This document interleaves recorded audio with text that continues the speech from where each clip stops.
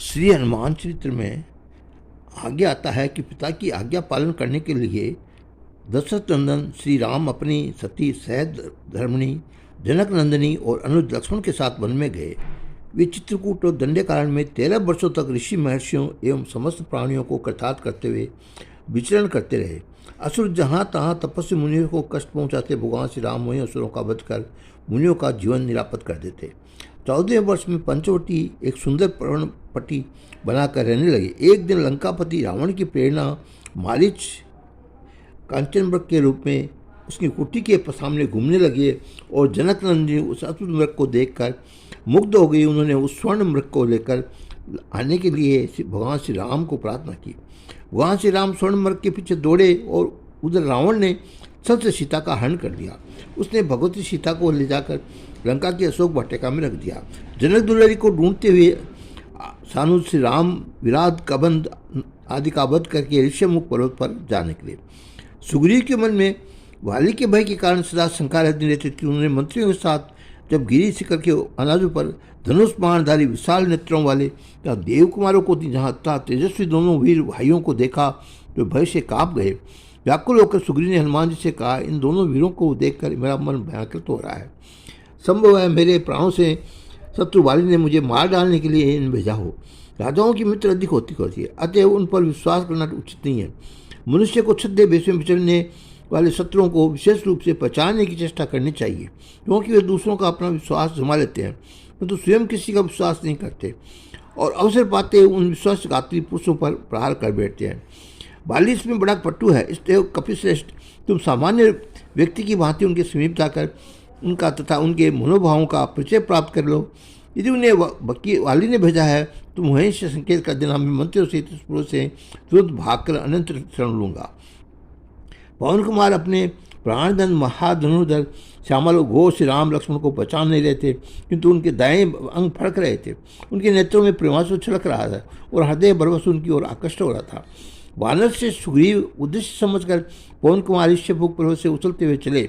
मार्ग में उन्होंने ब्राह्मण का भेष धारण कर लिया। अभूतपूर्व एवं अशुद्ध सौंदर्य से युक्त श्री राम लक्ष्मण के दर्शन कर हनुमान जी अत्यंत विचित्र सा हो गई।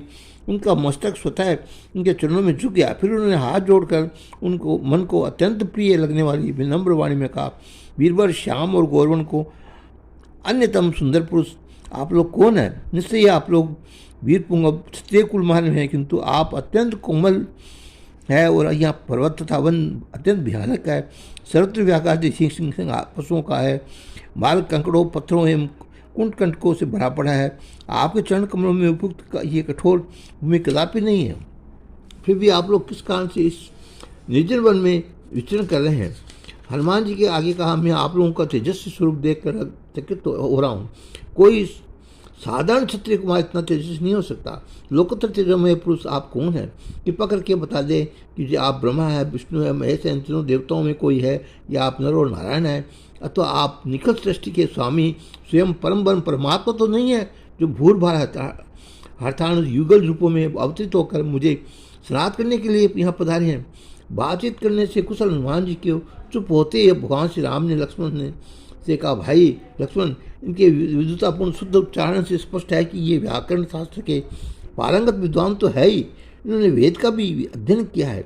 निश्चय इन्होंने समस्त शास्त्रों का ज्ञान प्राप्त कर लिया है, क्योंकि वे संस्कार और क्रम से संपन्न है, अद्भुत है, अविलंबित है तथा हृदय को आनंद प्रदान करने वाले कल्याणमय वाणी का उच्चारण करते हैं। हृदय, कंठ और मूर्छा इन तीनों स्थानों द्वारा स्पष्ट रूप से अभिव्यक्त होने वाली इनकी इस विचित्र वाणी को सुनकर किसका चित्त प्रसन्न न होगा?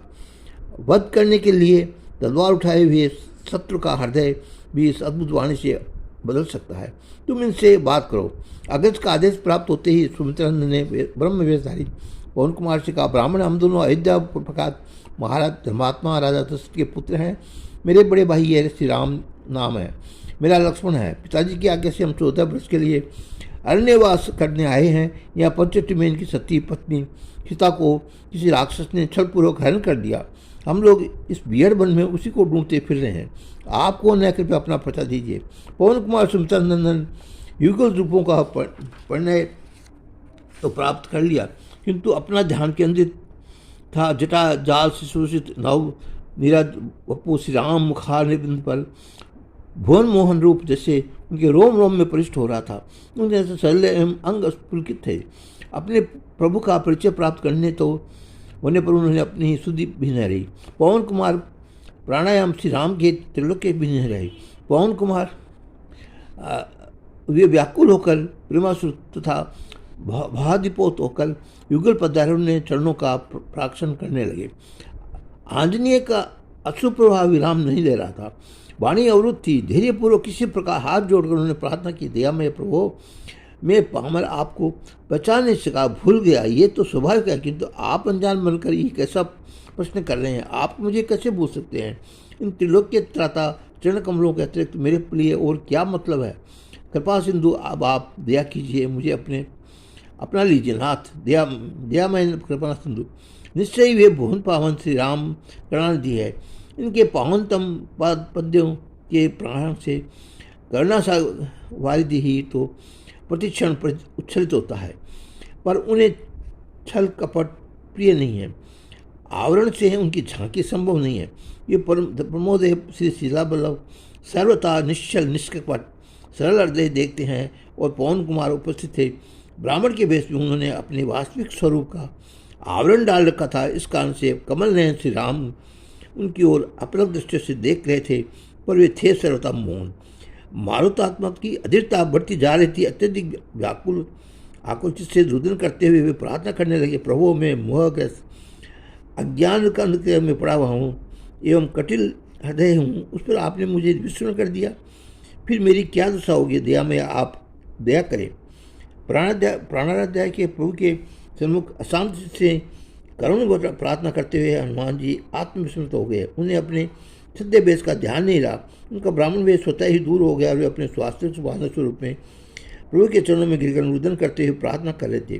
करुणामय श्री राम ने अपने अनन्य भक्त हनुमान जी को वास्तविक अंदर रूप में देखा। फिर क्या देर थी, उन्होंने तक्षण समीर कुमार को उठाया और अपनी परम भुजाओं में भरकर उन्हें अपने वक्ष से सटा लिया। उस समय भगवान और भक्त दोनों की अद्भुत साक्षी थी। प्रेम मूर्ति भक्त वत्सल श्री राम और अभिमय मंगलमय कर हनुमान जी के मस्तक पर फेर रहे थे और शिशु की भांति परम प्रभु के विशाल बक्से चिपके हुए सिसक रहे थे। उनकी वाणी अवरुद्ध हो गई थी। अपने प्रभु श्री राम की प्रीति का विश्वास हो जाने पर हनुमान जी ने श्री रामानुज लक्ष्मणों के चरणों में प्रणाम किया। सुमित्रानंद ने उन्हें तुरंत उठाकर अपने हृदय से लगा लिया। इसके अंतर हनुमान जी ने भगवान श्री राम को सुग्रीव का परिचय दिया। नीति निपुण पवन कुमार ने श्री राम के मुखारबिंद को अपलक दृश्यों को देखते हुए विनम्र वाणी से कहा, प्रभु अपने ज्येष्ठ भ्राता वाली की भयानक शत्रुता के कारण सुग्रीव ऋष्यमुख पर्वत पर निवास करते हैं। वे राज्य की बहिष्कृत और स्त्री के वियोग में अच्छे से दुखी हैं। वे वनों पर्वतों में विपत्ति के दिन व्यतीत कर रहे थे। ये स्थिति आपकी भी है। सुग्रीव को समर्थ सहयोगी की आवश्यकता है।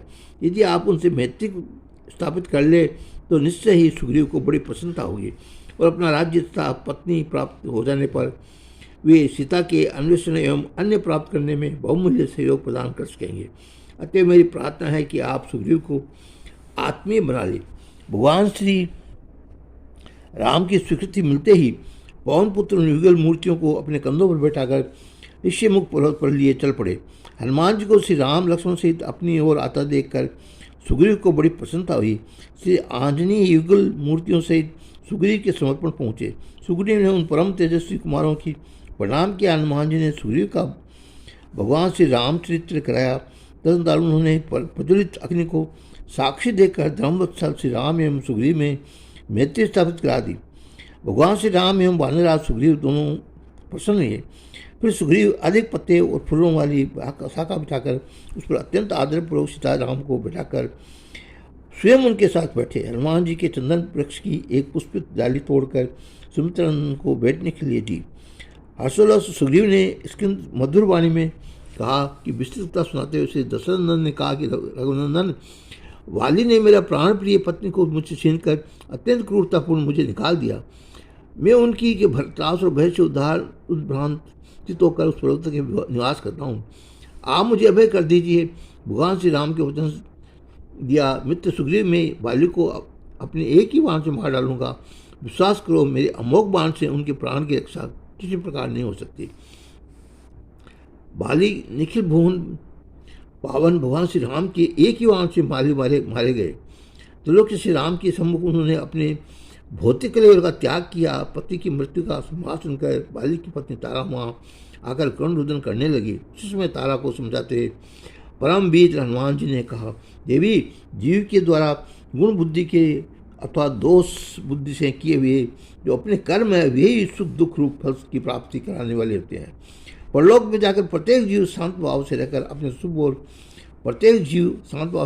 शुभ और अशुभ सभी कर्मों का फल भोगता है। तुम स्वयं सोचनी हो, फिर दूसरे किसी को सोचने समझकर शोक कर रही हो, स्वयं दीन होकर किस दीन पर दया करती हो। पानी के बुलबुले समान शरीर में रहकर कौन जीव किस जीव के लिए सोचनी है। देवी, तुम विदुषी हो, अतः जानती हो प्राणियों के लिए जन्म और मृत्यु का कोई निश्चित समय नहीं होता। इसलिए शुभ परलोक के लिए सुखद कर्म ही करना चाहिए। अधिक आदि तो लौकिक कर्म है, उसे नहीं करना चाहिए। तुम्हारे पुत्र कुमार अंगद जीवित है, अब तुम्हें उन्हीं की ओर देखना चाहिए।